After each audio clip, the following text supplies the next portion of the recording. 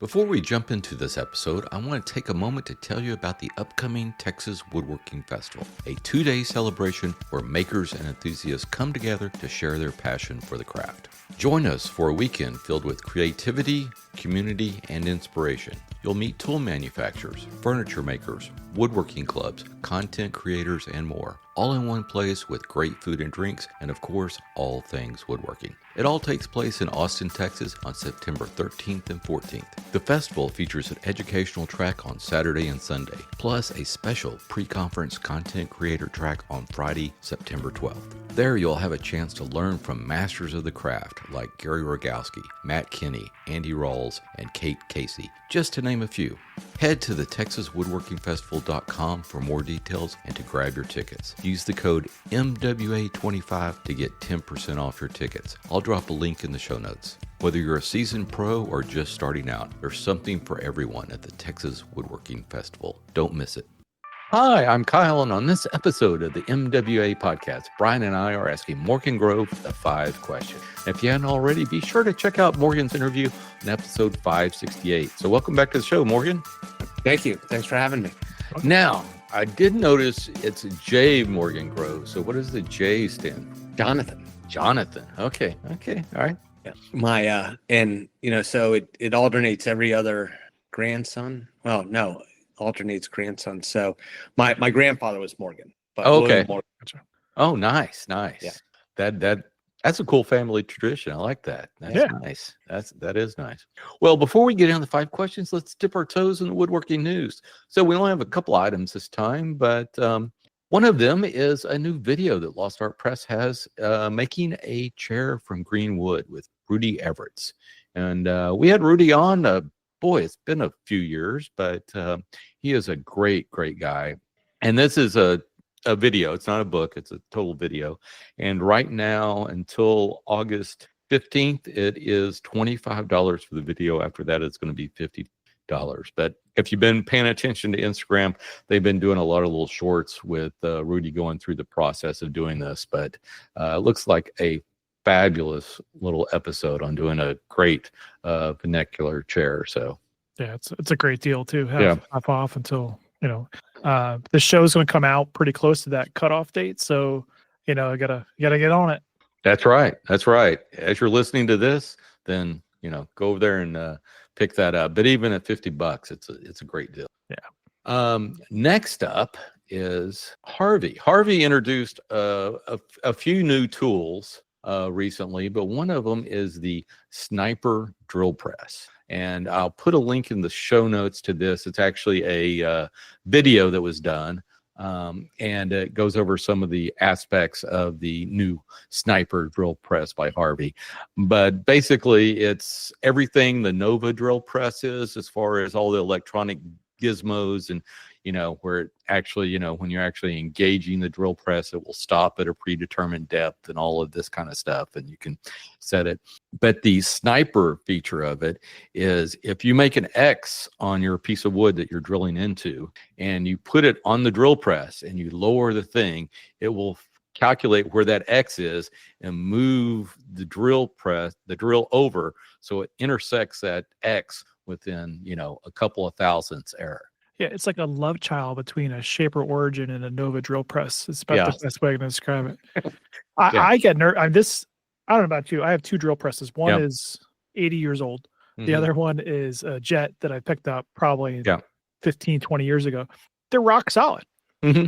I mean, they're coated in dust. They get occasionally banged into. I would be a little nervous. I don't know what this thing costs. I'm sure yeah, they haven't announced pricing yet, but I'm sure it's pretty expensive. But probably. I mean, it's if you're well, the Nova's about $2,000, I think, or somewhere around there. So I'm sure. Do you know anybody who owns one though? I've never. Yes. Yeah, I know a couple of folks that own one. So yeah, and they love it. Yeah, it just makes me nervous, and I don't need that kind of precision. You know, not for what I do. Well, I use a drill press all the time in making my jigs and stuff. So this caught my eye.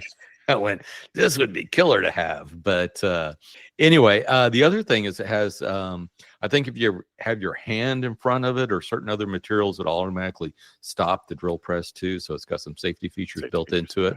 And the table mechanism is electric. So you can lower and raise the table, which I think is great. I think there's probably a range to it because it looked like you still had to crank it down. So maybe it, has like a 6-inch range. I don't know. There wasn't a whole lot of details, and it isn't on their website as of yet as we're recording this.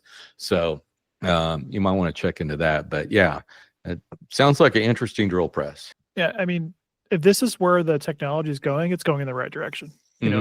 Some safety features, that sniper function, that would be big, because I don't know about you, like put it down, make a little hole. Nope, not tap it over a little bit, try again. Well, I did a little tutorial on how I set up my fence and stops on my drill press a couple of weeks ago. I did a little reel on that because I thought maybe people don't know about this, but anyway, so here's how I do it. And yeah, with the sniper feature, that pretty much defeats what I posted. Never give up, Kyle. Never give up. I know. But yeah, so that's cool. So check that out. And as soon as they have more information, pricing, we'll get that too. So let's thank our patrons. So who do we have to thank this week? This time, big thanks as always to our Patreon supporters. And today we're giving a big shout out to Rich Harwood. Thank you, Rich. If you would like to support the MWA podcast, you can go to patreon.com/MWA podcast, and you can select your level of support there.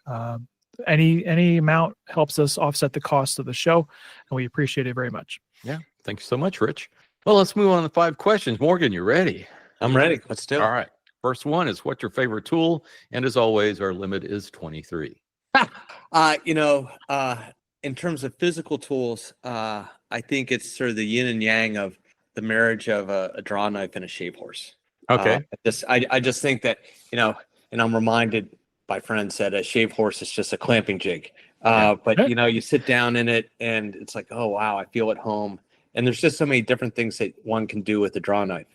But I'll add that, for me, I feel like my experience and training in forestry was also one of the sort of tools for me of understanding green chair making. Yeah.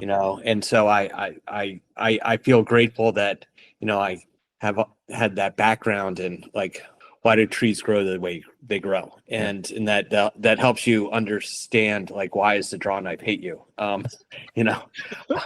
So that means you already knew what a tangential plane and a radial plane were, and how I think they're counterintuitive the way they're described. No, exactly. And I could have passed Jenny Alexander's test. Like, if you pound a nail into a tree, where will it be in 10 years? Yeah. I would have passed that test too. All right. Well, so what's your shave horse? What kind of shave horse are you riding? I went with the one that Mark sells. Okay. Fantastic.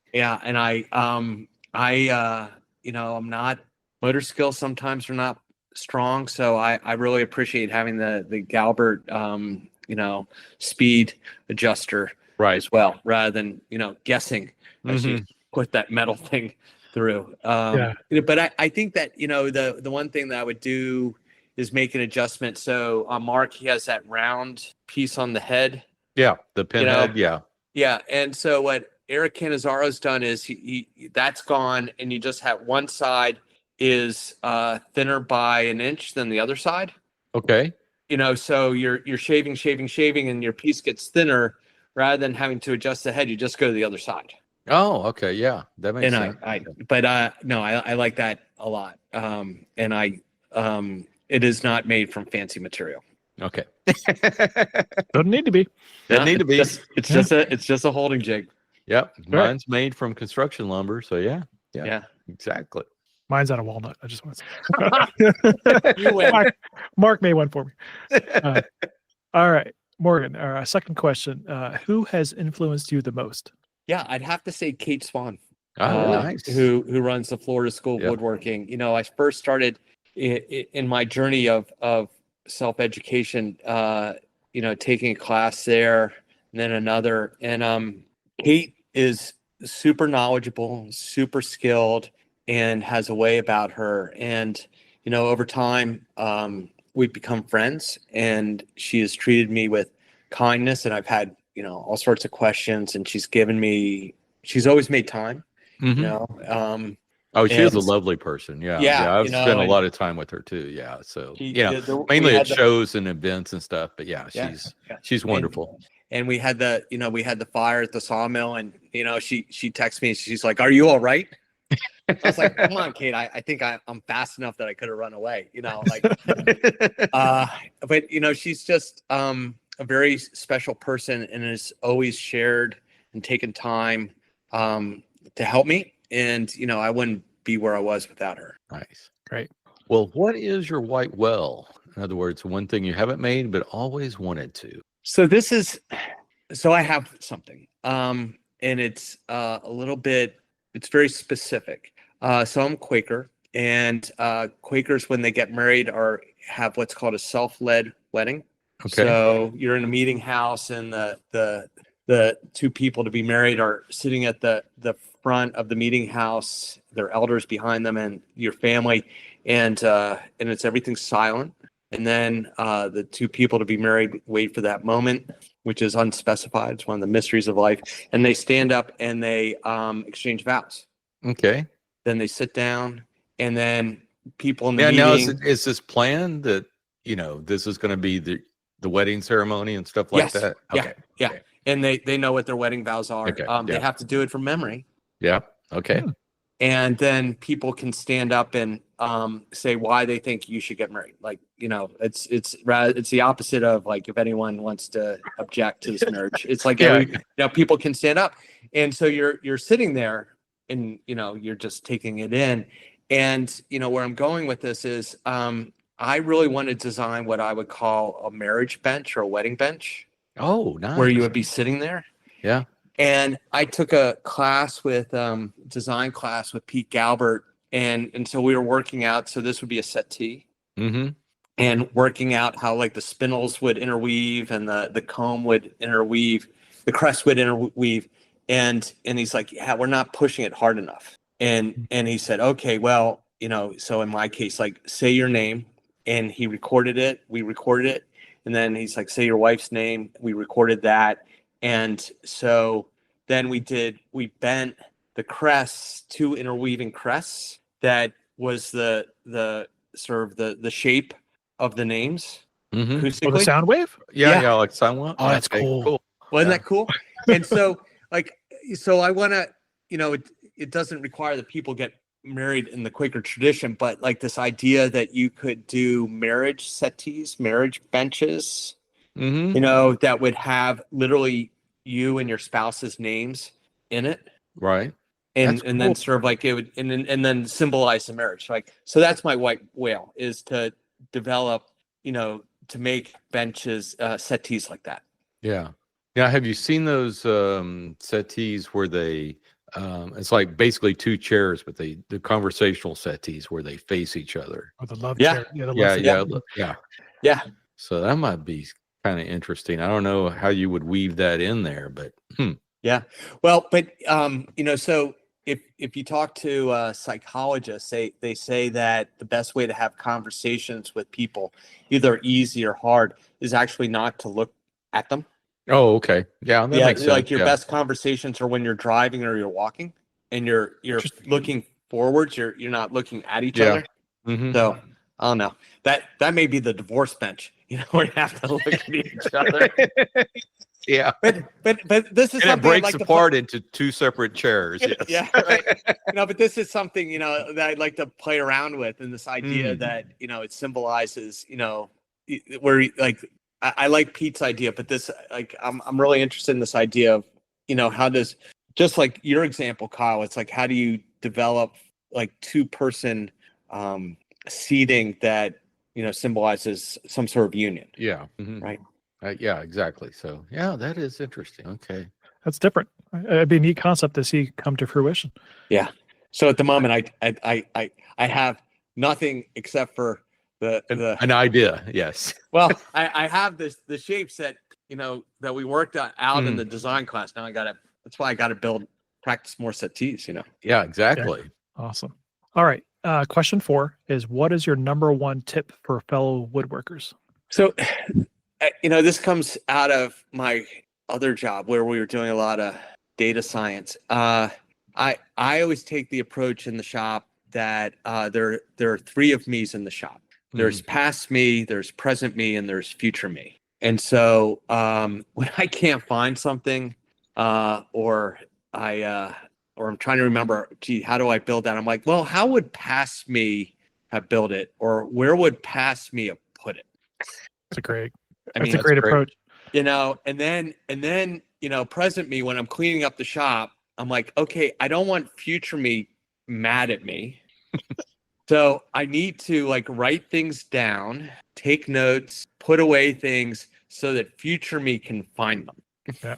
Nice. Yes. And so I have saved a lot of things because I'm like, okay, rationally, where would it have been? Like, no. It's like, where would past me have put it? And then I'm like, oh yeah. And then I find it. Yeah. Right. So it's, and then trying to keep future me not mad at me. Like I try to like anticipate, because you could be out of the shop for like 3 months. Yeah. And you're like, where was I? And it's like, oh yeah, past me left some breadcrumbs to remember. Well, that's very important because I'm a stickler for this, and my wife constantly gets mad at me because she goes, well, when are you going to be done downstairs? And I go, well, I'll be done in 30 minutes with my work, and then it's going to be another 15 minutes for me to put everything away because I'm a stickler with that. When I get into the shop the next day, I want everything away and put away in the shop, in tidy order. Doesn't have to be perfect, but Yeah, because the idea, I'm going to remember. No, you won't remember, and you'll waste a lot of time, looking around for stuff. Yeah, and you get mad at yourself, and it's like, oh. And in our work, like we would be doing data analysis, and you open up the folder. The first thing is you go to the README file. Yeah, and it says, "Hi, past you is writing you, future you this email, this note," and it explains like here's what the file structure is, and this is what you were doing, and so like I've taken the same approach in the shop. Mm-hmm. No, that makes just remember sense. That there are three of me here. Yeah, that makes perfect. That is fantastic advice. I like that. That is great. That is great. So, what's your go-to finish? Well, and no money was exchanged in saying this. I think Sutherland Wells is the way to go. All right, fantastic. No, I David Duyard turned me on to this, and and now it's with the show. But it's that's David, who turned us on to it. So it's David. Yeah. So David's point was it's great finish, and you don't have to mix it up ahead of time, and it stores well. It's great. It's just a great product. And I don't have to be a chemist anymore. Yeah.